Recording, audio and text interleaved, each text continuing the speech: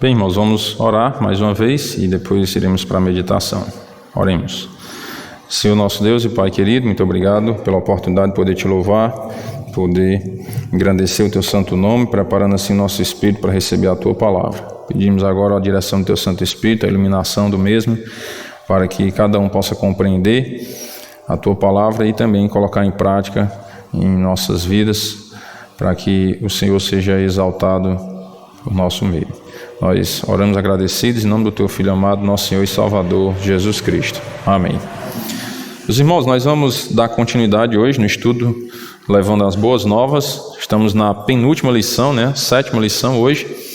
E essa lição fala sobre a certeza de nova vida.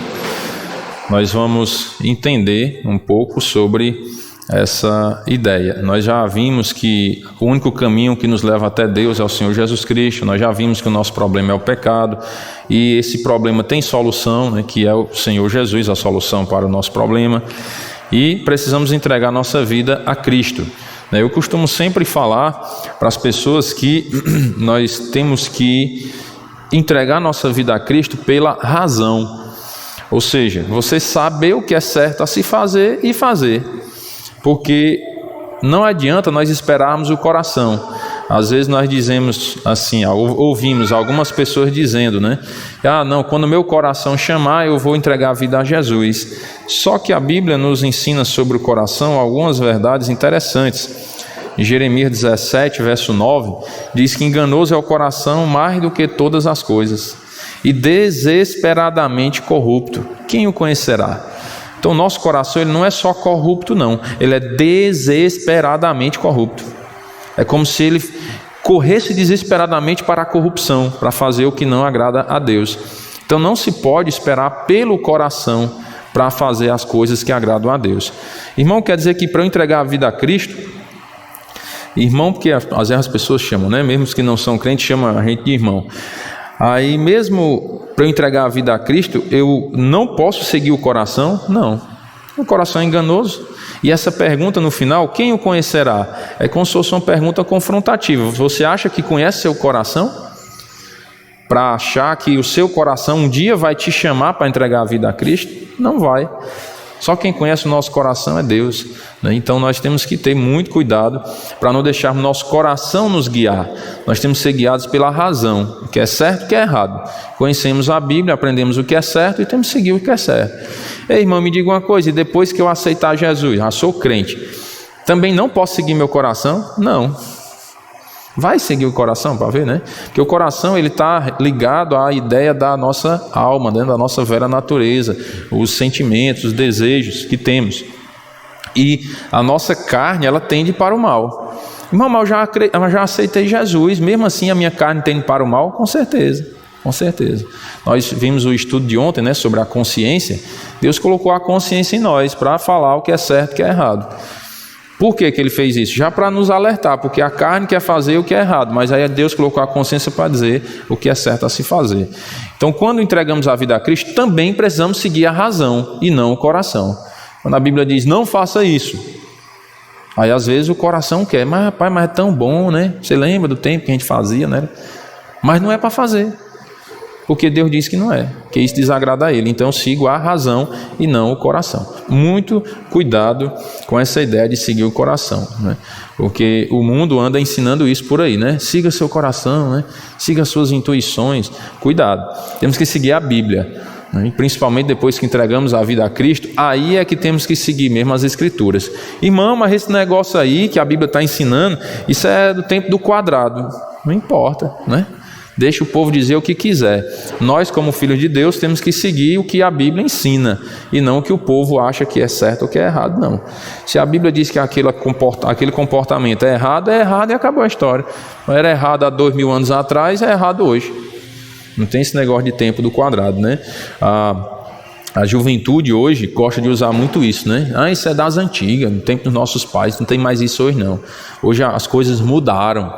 Realmente muita coisa mudou, mas os padrões de Deus não mudaram. Os mandamentos de Deus não mudaram, são os mesmos. Então Deus espera de nós o mesmo que Ele esperava dos santos do passado, ou seja, dos crentes do passado.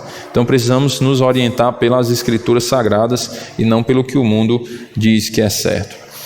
Então, nessa lição de hoje nós vamos dar podemos dizer que é um conforto bem maior para o cristão, né? Você ainda, eu estou querendo entregar minha vida a Cristo, mas eu não sei se é muito como se realmente isso é verdade, se esse céu realmente existe, né? Às vezes as pessoas ficam com dúvida, ninguém nunca veio de lá para dizer como é e tal, só o que está escrito, papel aguenta tudo, né? Mas se botar no fogo ele queima, botar na água ele se acaba também. Então, essa lição vem dar à pessoa que está estudando a base da Bíblia, né, para a vida dele, vem dar essa segurança, esse conforto, que ele pode sim entregar a vida a Cristo tranquilamente, porque ele pode, a partir desse momento, ter a certeza para onde ele vai. Irmão, quer dizer que se a pessoa creu em Jesus hoje, agora, nesse instante, daqui a meia hora ele morrer, ele já pode saber para onde é que vai? Pode. E onde é que tem isso? Na Bíblia, né? Aí eu pergunto, onde é que tem outro livro que dá essa certeza? Né? Essa segurança total de salvação, de que você realmente vai para um lugar maravilhoso, pelas bênçãos e pelas misericórdias, por coisas boas que você faz nesse mundo. Não estou dizendo que a salvação é pelas obras, mas o que é que você faz de bom para ter a salvação? Crer em Jesus, não é não? Isso é a coisa boa que você faz para ter a salvação, é crer em Jesus, porque a única coisa que você pode fazer para ter a salvação é crer em Jesus. É a única coisa. Diferente de um outro livro aí, que eu não vou nem citar, né? Que ensina que você vai para o céu, você tem que fazer um negócio terrível, né? Matar pessoas, ou se matar, né? Se explodir, para ir para o céu. Ó, que doideira é essa? Que Deus é esse? Que para você ir para o céu, você tem que se matar. Ó, que ensinamento maluco, não é? E o nosso Deus, não. Para você ir para o céu, você precisa fazer o quê? Crer em Jesus. Que Jesus já fez tudo para te dar o céu. Olha como é diferente a mensagem. Você ouviu a mensagem que te diz, olha, você creia em Cristo, que Ele já fez toda a obra para te salvar. E você ouviu outra mensagem que diz, olha, você quer ir para o céu? Pois tá bom, você tem que botar uma bomba em você e se explodir, e matar um bocado de gente. Qual o evangelho que é melhor? Né? Então é só parar um pouco e refletir, pensar nas coisas, né? Um dos grandes problemas que eu tenho visto hoje na humanidade, e depois que eu comecei a trabalhar na área da educação, ainda mais, porque a gente fica lidando com muita gente, né? Desde criança até adulto, que são os pais dos alunos, nós temos visto muito que as pessoas elas não param para refletir, não param para pensar na vida, não param para meditar nas coisas, deixa a vida levar, como diz aquela música, né? Deixa a vida me levar, a vida leva eu. Vão só vegetando e não para pensar nas coisas. E o que vai ser amanhã? O que você vai fazer amanhã da vida? Não, amanhã eu vou acordar, merendar, trabalhar, almoçar, voltar, jantar, dormir. E depois? Não, tá, mesma coisa. E depois? Né? E daqui a 10 anos? E daqui a 20 anos? E daqui a 50 anos? Ih, irmão, estou mais vivo não. E aí? Né? Quais os seus planos para a morte? Ei, irmão, Deus me livre, né? Cruz credo, fazer plano para a morte, tem que fazer. Todos nós vamos morrer um dia, vamos partir desse mundo. Então temos que fazer planos sim para a morte, planos para a vida pós-morte, porque quando partirmos desse mundo, temos que ter um plano para lá. Não podemos ser pegos de surpresa não, certo? E o evangelho que Jesus veio ensinar foi esse, você se preparar para a partida desse mundo, que aqui é só uma passagem. Então como é que você se prepara? Primeiro crendo em Cristo, e aí você vai estudar as Escrituras cada vez mais, para ficar cada vez mais confortado com a palavra de Deus. E essa lição de hoje vai trazer muito esse conforto, que você pode ter a certeza para onde você vai. Quando alguém crê em Jesus, ele passa a ter uma nova vida. E vejamos nesta lição o que Deus nos diz a respeito desta nova vida. Vamos para João 5 e 24. João 5 e 24. diz o seguinte: em verdade vos digo, quem ouve a minha palavra e crê naquele que me enviou, tem a vida eterna, não entra em juízo, mas passou da morte para a vida. Então tem que ouvir a palavra de Jesus e crer naquele que enviou ele, que é Deus, e aí tem a vida eterna, não entra em juízo e passou da morte para a vida. Aí ele vem perguntar, né? Quais as 3 coisas que acontecem com a pessoa que ouve e crê em Jesus? Tem a vida eterna, não entra em juízo e passa da morte para a vida. São essas 3 coisas que acontecem com aquelas pessoas que ouvem a palavra de Jesus e creem em Deus, entregam a sua vida a Deus para salvação. Tem a vida eterna, não entra em juízo e passa da morte para a vida. Passa da morte espiritual para a vida eterna, para a vida espiritual. Porque todos nós estávamos mortos nos nossos delitos e pecados, como diz Efésios capítulo 2. E aí foi Cristo que nos deu a vida, né? O Senhor nos deu a vida, enquanto nós estávamos mortos nos nossos pecados. E João 3:3, nós vamos ler desde o versículo 1 para entender. João 3:1. Diz o seguinte: havia entre os fariseus um homem chamado Nicodemos, um dos principais dos judeus. Este de noite foi ter com Jesus e lhe disse: Rabi, sabemos que és mestre vindo da parte de Deus, porque ninguém pode fazer estes sinais que tu fazes se Deus não estiver com ele. Nicodemos vem lá, né, levanta a bola de Jesus, vamos dizer assim, no nosso ditado popular, né, elogia ele. Ninguém pode fazer sinais que tu fazes se Deus não estiver com ele. Mas é interessante que tem um estudioso da Bíblia, que eu até já disse para vocês quem é, que é um pastor judeu, né, lá em Jerusalém, que é o pastor, difícil, né, o nome, Meno Kalisher, certo? Meno Kalisher. Ele defende a ideia aqui de que Nicodemos não veio procurar Jesus atrás de salvação, não. Eu achei muito interessante. Ele tem um estudo sobre João capítulo 3, né? E ele, sendo judeu, conhecendo o original também, né? Tanto o hebraico como o grego, acredito eu, ele também conheça, né? Estudar as escrituras. Ele, conhecendo toda a história, a cultura judaica, o que é que um dos principais dos judeus ia fazer conversando com Jesus? E à noite ainda mais. Ele era um dos principais dos judeus. Fazia parte lá do Sinédrio e tudo, que era a corte marcial de Israel, né? A Suprema Corte. Ele fazia parte lá desses homens. E então ele era uma pessoa já dedicada, ele era mestre em Israel. O próprio Jesus diz no versículo 10, tu és mestre em Israel, tu és mestre em Israel. Não compreende essas coisas. Então Nicodemos era mestre em Israel. Ele ensinava a Bíblia lá em Israel, que na época só estava escrito o Antigo Testamento, né? Mas ele ensinava as Escrituras. Então ele era um homem considerado um homem justo, um homem merecedor da vida eterna já, segundo os costumes lá deles, certo? Então o Meno Kalisher defende que Nicodemos não veio atrás de salvação. Nicodemos veio atrás do poder que Jesus tinha. Queria saber o que é que ele podia fazer para ter esse mesmo poder. Que diz: ninguém pode fazer esses sinais que tu fazes se Deus não estiver com ele. Era como se Nicodemos estivesse dizendo: o que é que eu tenho que fazer? Me diga aí, me ensina aí. Né? Se converteu, depois ele se converteu, né? Aí Nicodemos queria ter esse mesmo poder de Jesus, de realizar esses milagres, esses sinais. Aí Jesus vai direto ao ponto, né? A isto respondeu Jesus: em verdade te digo, se alguém não nascer de novo, não pode ver o reino de Deus. Aí por isso que Nicodemos não entendeu nada, né? Porque Nicodemos foi procurando o poder que Jesus tinha para realizar os sinais. E Jesus vem falar de nascer de novo para ver o reino de Deus. Mas peraí, como é esse negócio, né? Aí Jesus continua toda a história, que nós não vamos ler toda a história porque não é o tema, né? Mas é só para você perceber que Jesus vai direto ao ponto e diz: olha, o que você precisa saber não é como adquirir esse poder que eu tenho para fazer esses sinais. Você precisa nascer de novo. Você nem crente é, você não é nem convertido, não entregou nem sua vida a Cristo ainda, né? Então o que você precisa fazer é nascer de novo. E se alguém quer ver o reino de Deus, quer ir para o céu, precisa nascer de novo. Se não nascer de novo, não pode ver o reino de Deus. E esse nascimento é o nascimento espiritual. E aí vem a pergunta na nossa lição: o que a pessoa precisa fazer para ver o reino de Deus? Nascer de novo, né? E esse nascimento é o nascimento espiritual, porque o nascimento físico, todos nós nascemos quando nascemos do ventre da nossa mãe. Esse novo nascimento é o nascimento espiritual, é quando você nasce de Deus, por meio da fé em Cristo, passa a ser uma nova criatura. Vamos para João capítulo 6, versículo 37. João 6 e 37.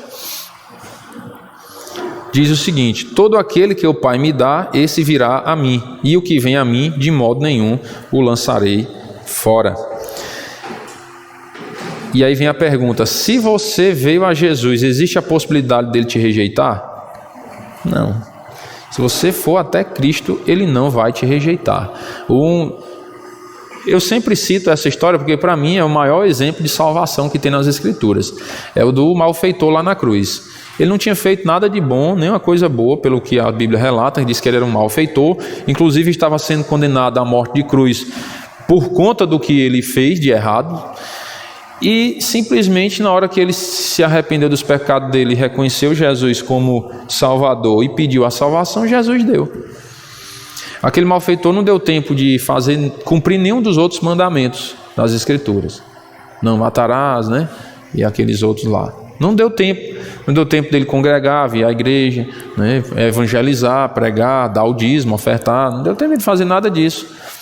Não deu tempo dele guardar o sábado, deu? Não deu tempo dele praticar boas obras. Não deu tempo dele ir para a igreja lá com os rituais que as igrejas hoje ensinam. Né, para resumir, todos esses rituais que algumas igrejas ensinam hoje, que você precisa fazer isso para ir para o céu, ele não fez, mas foi para o céu. Por quê? Porque ele foi até Jesus. Todo aquele que o Pai me dá, esse virá a mim, e o que vem a mim, de modo nenhum lançarei fora. Como é que o Pai dá alguém a Cristo? Quando aceita Cristo, não? Quando essa pessoa receber a Cristo como Salvador, então Deus está dando essa pessoa a Jesus. Aí ele diz: todo aquele que o Pai me dá, esse virá a mim, e o que vem a mim, de modo nenhum lançarei fora. Então, se Deus concedeu essa fé salvadora à pessoa e ela creu em Cristo, pronto, tem a salvação. Deus não vai rejeitar. Diferente do ser humano, né? O ser humano diz: não pode. Fulano de tal fez um monte de coisa ruim nesse mundo, agora anda com a Bíblia debaixo do braço e diz que vai para o céu. Não pode para o mundo, né? Para o mundo não pode haver essa mudança. O mundo não quer aceitar, né? Quando eu falo o mundo, não estou generalizando, mas uma boa parte das pessoas não querem aceitar que é possível uma pessoa ser transformada. Não querem aceitar isso. Mas Deus transforma, né? Todos nós aqui que já recebemos a Cristo somos testemunha disso, que Deus mudou a nossa vida, transformou a nossa vida. Aonde nós estaríamos ontem, no sábado à noite, se não fôssemos crentes? Se não tivéssemos entregado a vida a Cristo? Onde estaríamos hoje, de manhã? Agora, em vez de estar aqui na igreja, onde nós estaríamos se não fosse Cristo em nossa vida? E hoje à noite, domingo à noite, onde é que nós estaríamos se não fosse Cristo em nossas vidas? É só parar e refletir. Deus transforma vidas. Deus tirou de nós aquele desejo de praticar aquelas coisas que o mundo dizia que era certo fazer. E hoje nós entendemos que não é certo, porque isso não agrada a Deus. Deus não nos criou para isso. Deus não nos criou, irmãos, para acabarmos com a nossa vida. Deus não nos criou para isso. Deus nos criou para nós conhecermos a Cristo, entregarmos nossa vida a Ele e para o céu. Tem até uma pergunta que gera muitas dúvidas, né, nas pessoas. Talvez muitos de nós já tivemos essa dúvida. Me fizeram essa pergunta ontem lá na escola, né? Um aluno perguntou: professor, eu tenho uma dúvida há muito tempo. Eu falei: pergunte, meu filho. Se Deus sabia que Adão ia pecar, por que Deus criou o homem? Né? Interessante que as pessoas têm muito essa dúvida. Eu também já tive. Só que como é que eu consegui esclarecer essa dúvida hoje? Com as Escrituras, com a Bíblia, certo? E eu mostrei para eles. Deuteronômio 29, 29 nos dá a resposta a todas as dúvidas que temos. As coisas encobertas pertencem ao Senhor, nosso Deus. Porém, as reveladas, onde é que estão as coisas reveladas? Na Bíblia. Na Bíblia. As reveladas nos pertencem, a nós e a nossos filhos para sempre, para que cumpramos todas as palavras desta lei. Então aqui responde tudo. Eu até perguntei a ele: meu filho, você já leu a Bíblia toda, de Gênesis a Apocalipse, 31.104 versículos, 66 livros, 1.189 capítulos? Já leu? Não, professor. Pois leia todinha. Quando você lê todinha, leia 4 capítulos por dia, que dentro de um ano você lê ela todinha. Depois que você lê ela todinha, aí você procure ver, volte à fita e veja se tem a resposta para essa pergunta que você me fez. A resposta literal, né? Porque às vezes as pessoas não entendem a resposta a essa pergunta porque querem uma resposta literal. Se Deus sabia que o ser humano ia pecar, por que Deus criou o ser humano? Aí querem uma resposta literal. Não, foi por isso, por aquilo outro, né? Procure ver se tem. Se não tiver, é porque não nos pertence saber por que Deus criou, mesmo sabendo que o ser humano ia pecar. Nos pertence essa revelação? Não, que não está escrito. Então para que eu quero saber? Não, mas Deus tinha que revelar. Quem foi que disse que eu tenho que mandar em Deus? É simples assim, irmão. Nós somos criatura de Deus, eu não posso questionar a Deus que criou as coisas, não. Mas Deus é ruim, sabia que o ser humano ia pecar e criou. Aí é com ele, né? O problema dele. Eu não tenho nada a ver com isso, não. Ele é o Criador, eu sou criatura. Então eu passei a entender e me render aos pés do Senhor, porque eu não vou conseguir entender Deus. Não vou.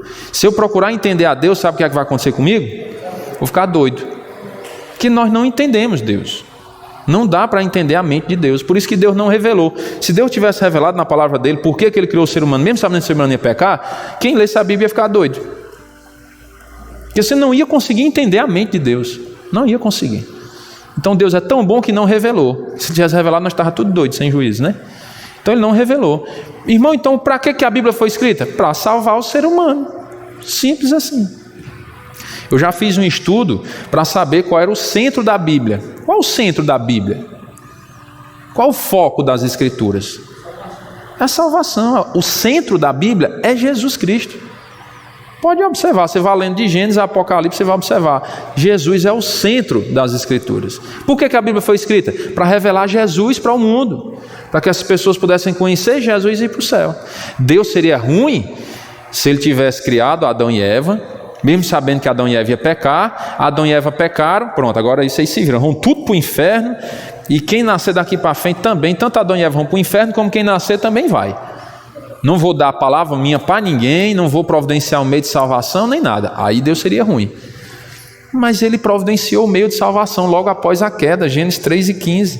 Gênesis 3:15, está aí.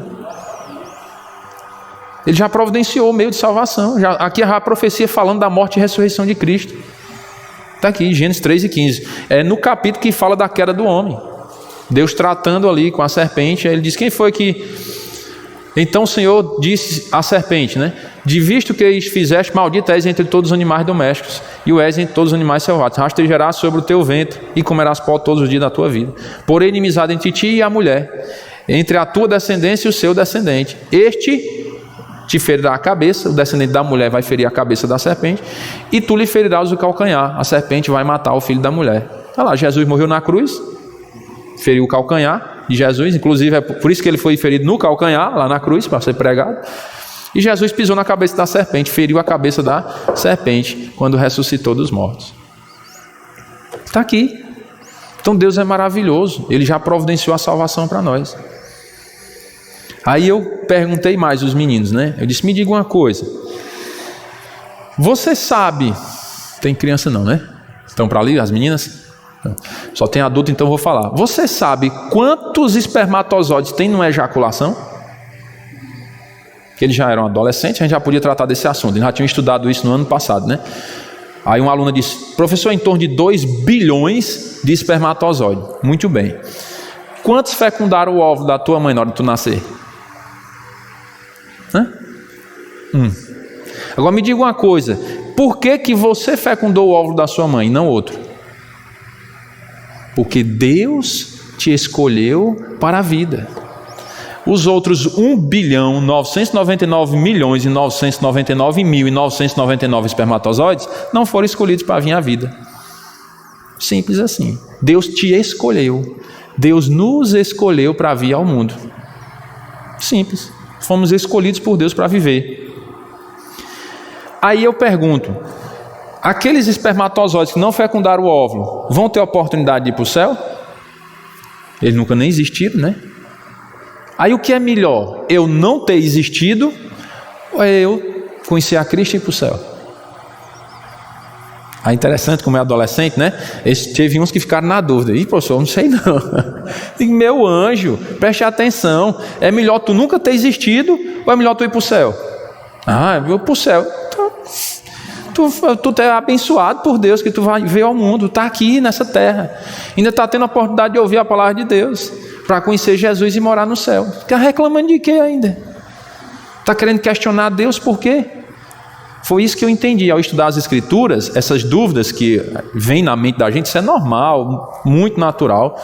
Eu não condeno ninguém, não critico ninguém por ter essas dúvidas, esses questionamentos, não. Porque isso é normal do ser humano mesmo. O ser humano quer ser Deus. Então ele quer questionar o Criador do universo mesmo. Isso é normal, faz parte da nossa natureza pecaminosa. Certo? Mas ao estudar as Escrituras, você vai se colocando no seu lugar.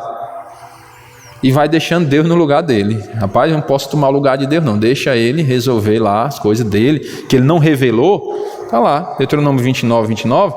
O que ele não revelou, eu não tenho nada a ver com isso. Será que eu teria feito melhor do que Deus? Com certeza não, porque eu não sou Deus.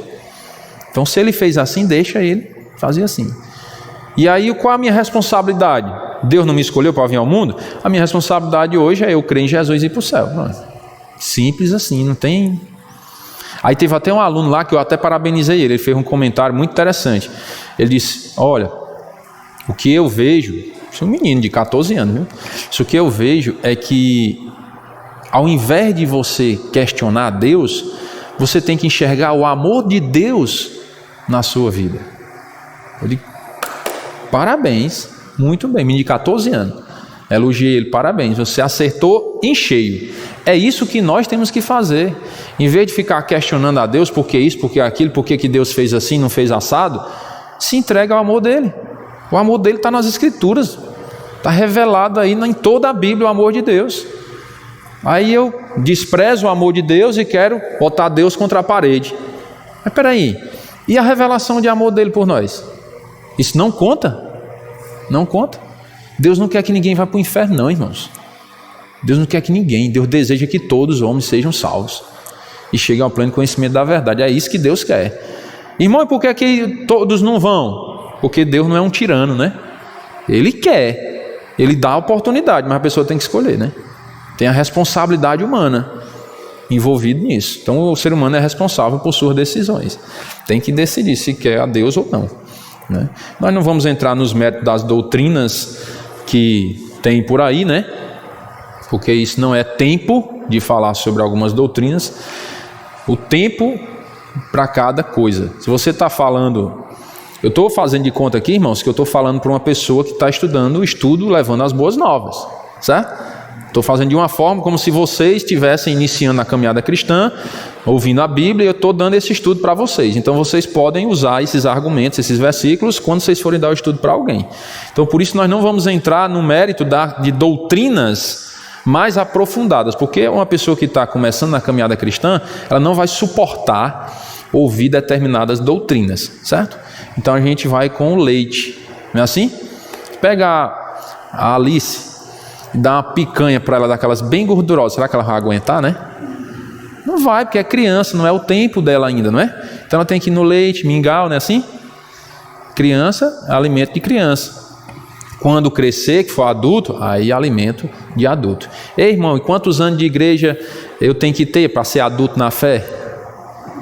Se eu te disser que não tem, não tem tempo. Não tem. Porque tem gente que passa 20 anos na igreja e não parou de beber mingau. E tem gente que está com 1 ano na igreja e já está comendo baião com carne assada, mugunzá, torresmo, né? Cresceu, entendeu?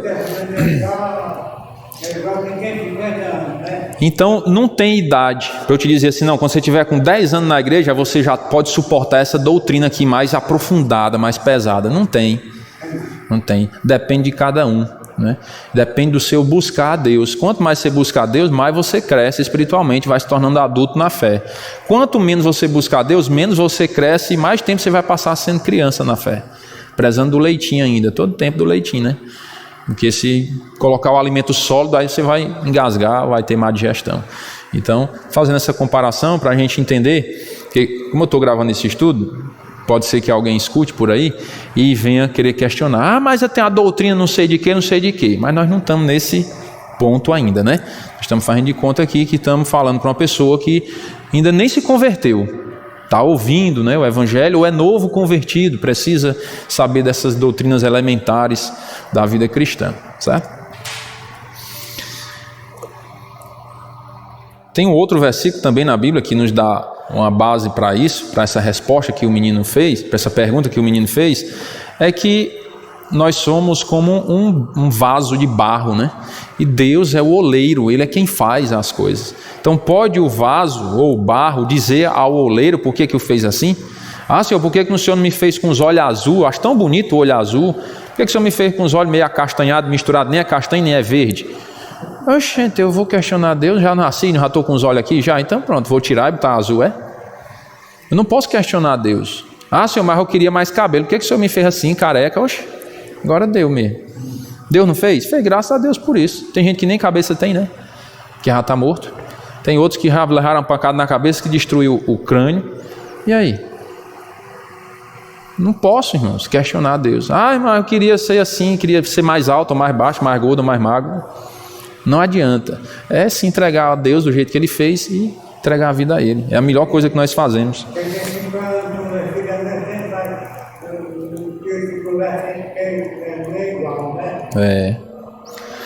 Vamos para João, capítulo 10.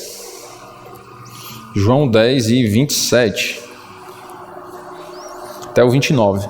As minhas ovelhas ouvem a minha voz, eu as conheço e elas me seguem. Eu lhes dou a vida eterna, jamais perecerão e ninguém as arrebatará da minha mão. Aquilo que meu Pai me deu é maior do que tudo e da mão do Pai ninguém pode arrebatar. Olha aí. Alguém pode se perder depois que está na mão de Cristo? Não, eles jamais perecerão e ninguém as arrebatará da minha mão. Se você crê em Jesus, você é a ovelha dele. Ninguém vai tirar da mão de Jesus, não. Ninguém, mas é ninguém. Irmão, então eu não posso perder minha salvação? N-A-O-T-I-O? Não. Mas se eu pecar, vai levar a peia, porque é filho de Deus, vai ser disciplinado. Irmão, mas eu estou 10 anos na igreja, estou pecando, não estou sendo disciplinado. Então não é filho. É simples, irmão. A Bíblia fala claramente isso. Se você está sem disciplina, está em desobediência, está sem disciplina, é porque você é bastardo, não é filho de Deus. É claro, as Escrituras ensinam. Então, às vezes eu falo diretamente para ficar na mente, né? Se você é filho de Deus e está em pecado, vai ser disciplinado. Pode ter certeza disso. Se não for, é porque não é filho de Deus e nem precisa se converter. Será que Satanás ou qualquer outro ser poderá te separar de Jesus se você realmente, verdadeiramente creu nele? Não. Ninguém pode te separar mais da mão de Cristo. Ninguém pode tomar a tua salvação, se é que você é salvo. 1 João 5,13 é um versículo também que eu gosto muito, muito mesmo, porque nos dá essa certeza, né? Vou até ler o 12, porque aí vai dar mais base ainda. Diz: aquele que tem o Filho, com inicial maiúsculo, se referindo a Jesus, tem a vida eterna. Aquele que não tem o Filho de Deus, não tem a vida eterna. É direto ao ponto, ó. Aquele que tem Jesus tem a vida eterna, quem não tem Jesus não tem a vida eterna. Simples. Aí diz: estas coisas vos escrevi a fim de saberdes que tendes a vida eterna, a vós outros que credes em o nome do Filho de Deus. Então você pode saber, ter a certeza que você vai para o céu. Ai, pode, irmão? Pode, é só você crer em Jesus. Está aqui.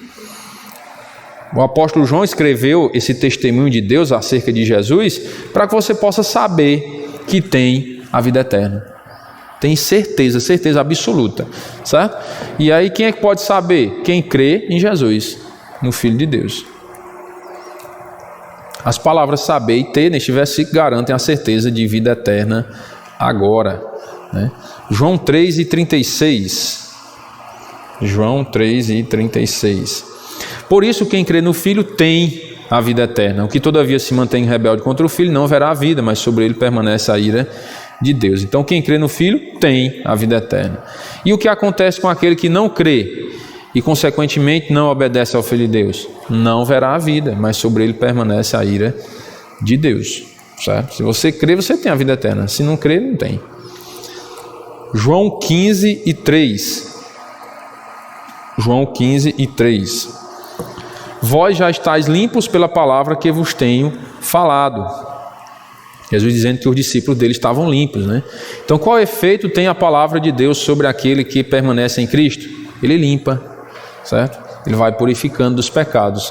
Você vai confessando os pecados, ele vai limpando. E no momento que... eu vou dar números para tentar ficar mais fácil. Vamos supor que na sua vida de incredulidade, você cometeu 1000 pecados. Quando você se converteu a Cristo, o que foi que Deus fez? Ele limpou. Esses 1000 pecados para Deus não existe mais. É como se você nunca tivesse cometido aquilo. Ele está totalmente limpo. E aí vai começar agora. Irmão, mas aí na minha vida cristã eu pequei 1000 vezes de novo. Se arrependeu e pediu perdão? Sim, pois Deus limpou.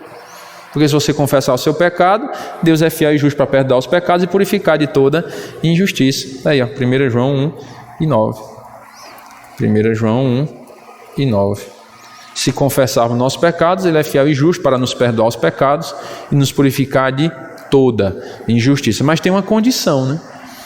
Qual a condição para Deus me perdoar? É eu confessar. Me arrepender verdadeiramente. Se confessarmos. Se eu não confessar o pecado, Deus não vai me perdoar. Se eu não confessei, então é porque eu não admiti que errei. Então como é que Deus vai perdoar? Vamos para o outro lado aqui. João 14:21. Tem até aquele cântico, né, que nós cantamos, que é baseado nesse versículo. João 14:21. Aquele que tem os meus mandamentos e os guarda, esse é o que me ama. E aquele que me ama será amado por meu Pai, e eu também o amarei e me manifestarei a ele, né? Então, se você ama a Jesus, fará o que por ele? Guardará os seus mandamentos. É por isso que nós costumamos dizer assim, não tem como a pessoa dizer, eu sou um crente, certo? O que foi que mudou na sua vida depois desse momento que você disse que creu em Jesus? Nada. Então não creu. Não tem como. Porque quando você crê em Cristo, você é uma nova criatura. Se alguém está em Cristo, é nova criatura. As coisas antigas passaram e tudo se fez novo, eles que se fizeram novas. Se você crê em Jesus, você é uma nova criatura. Você agora vai guardar os mandamentos de Deus. Irmão, mas eu não consigo guardar todos, não. É lógico que não vamos conseguir. É lógico que não, nós não somos Deus. Jesus foi o único que pisou nessa terra e conseguiu guardar todos os mandamentos. Mas nós vamos lutar contra a velha natureza para guardar o máximo de mandamentos que pudermos. A vida cristã é assim. É diferente de quem não crê em Cristo. Vai lutar para guardar os mandamentos de Deus? Não. Deixa a vida levar, né?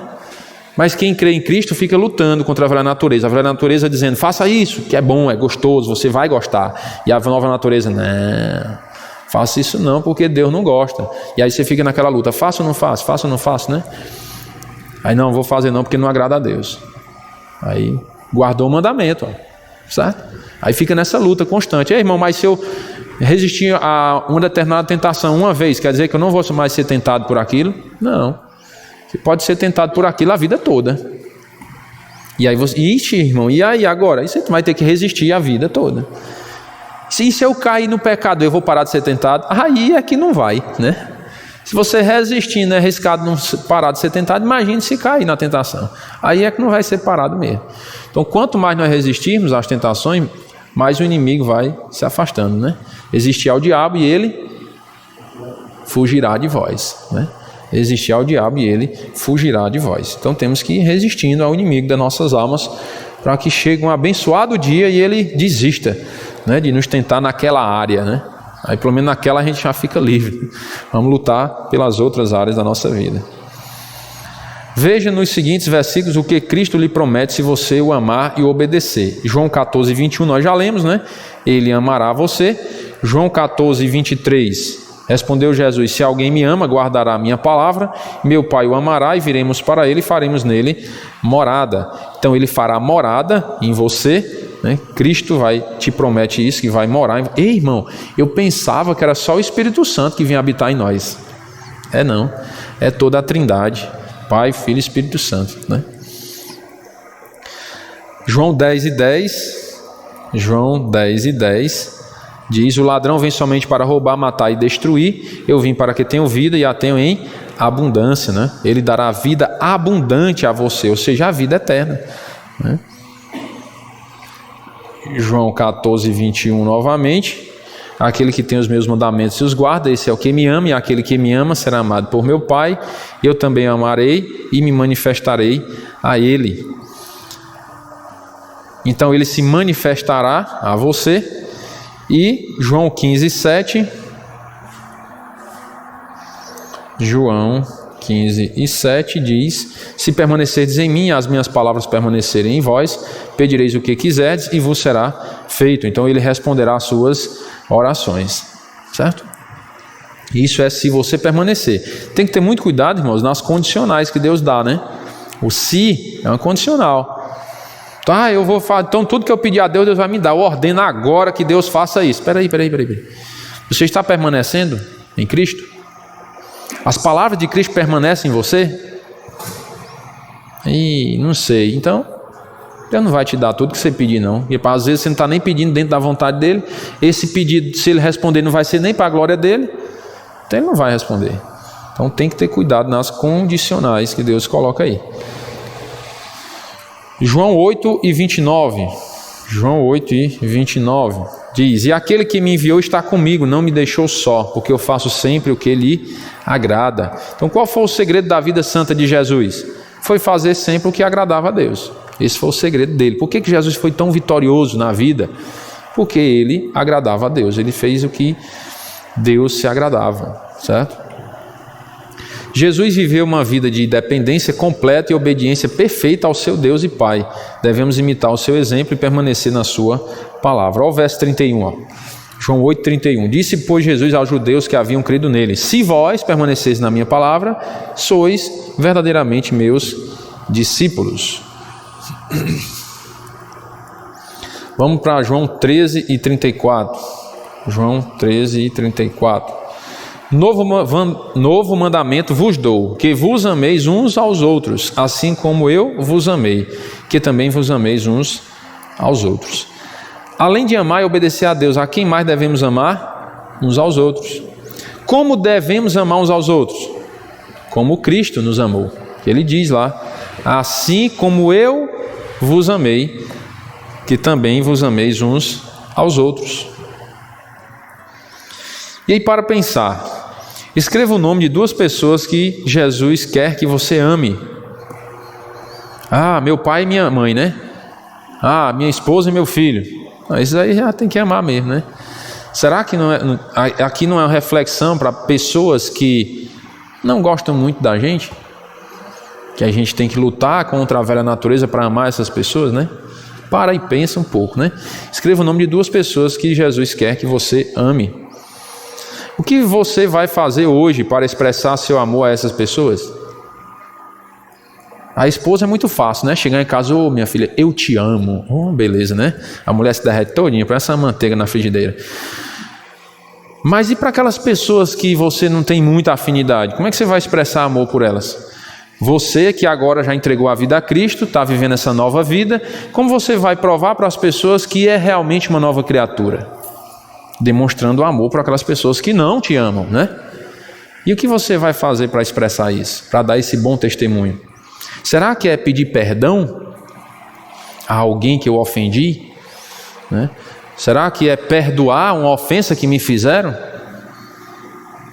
E a pessoa me pediu perdão e eu disse que não perdoava, mas agora entendo que essa é a vontade de Deus, é liberar o perdão, e eu vou liberar esse perdão?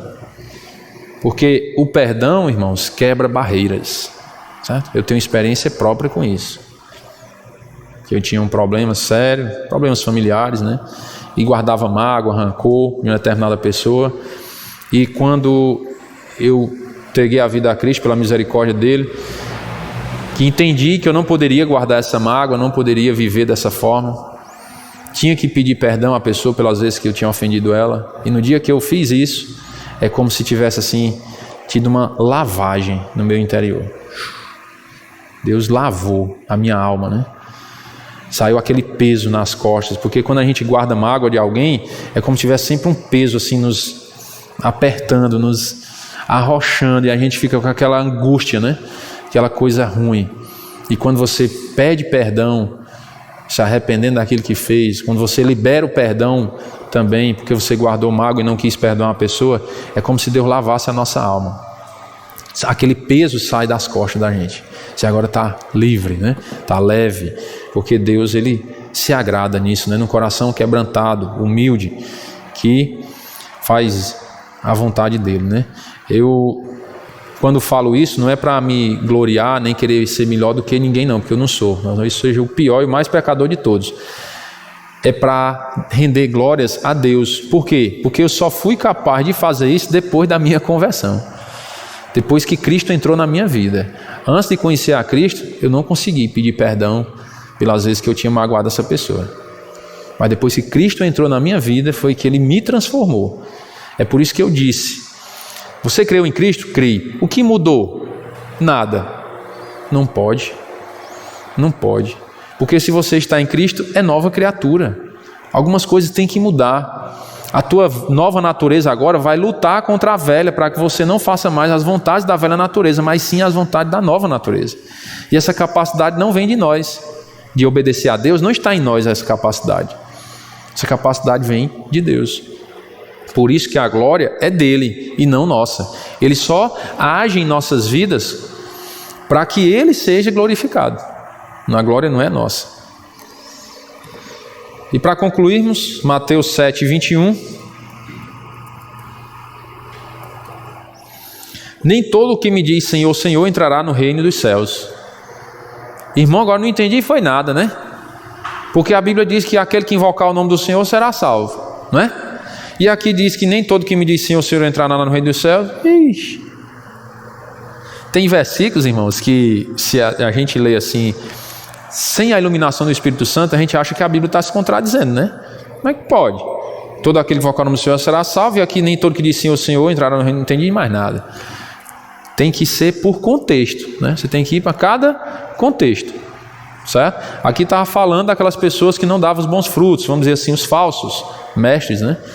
Então não é só dizer, porque eu estou aqui na frente pregando, digo Senhor, Senhor, né? Cura, liberta e tal, e faz isso, aquilo, outro, que é porque eu estou salvo, não. Quer dizer que tem pastor que vai para o inferno?